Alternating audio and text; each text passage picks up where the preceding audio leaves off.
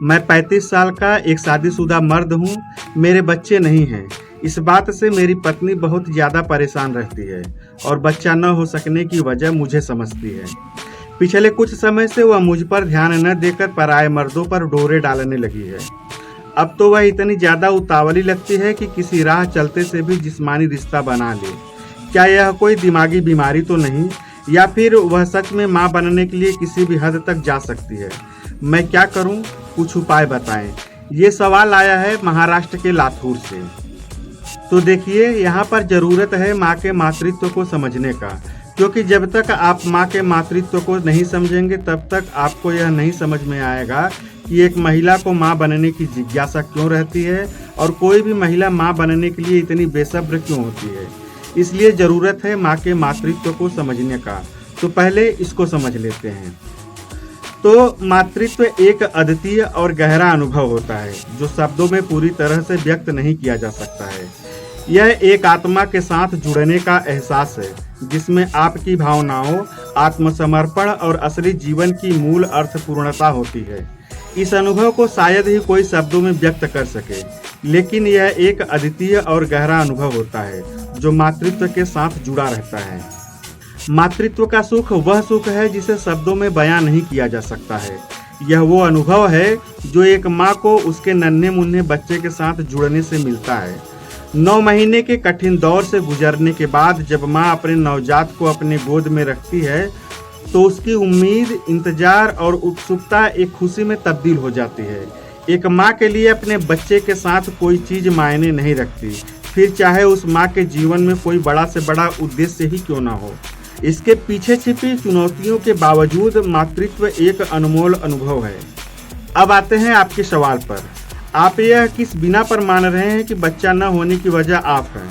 हालांकि मुमकिन यह भी है कि कोई कमी आपकी पत्नी में भी हो सकती है।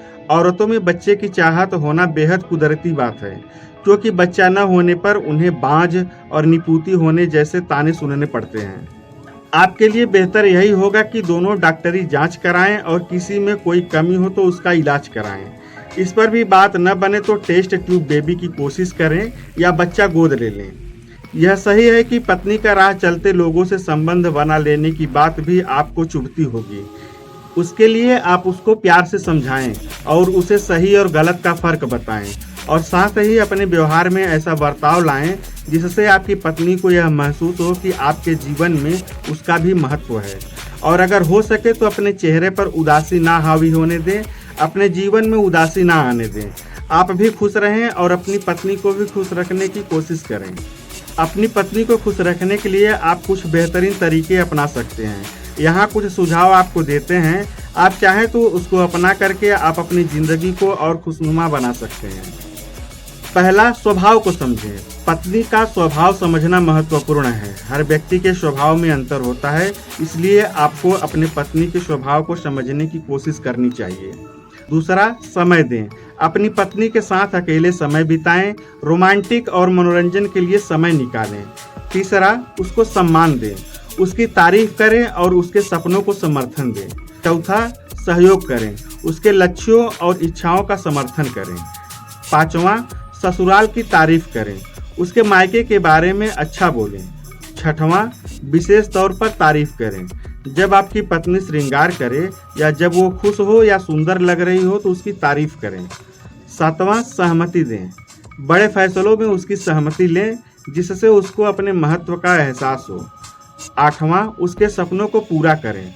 उसके सपनों को समर्थन दें और उन्हें पूरा करने के लिए मदद करें और यह एहसास दिलाएं कि आप उनके साथ हैं। याद रखें कि पति पत्नी के बीच सहयोग और समझदारी होना बहुत ज़रूरी है। हम अपनी पूरी टीम के साथ आपको और आपकी पत्नी को खुशहाल और सुखी जीवन जीने की कामना करते हैं। तो आशा करता हूं कि आपको आपके सवाल का जवाब मिल गया होगा।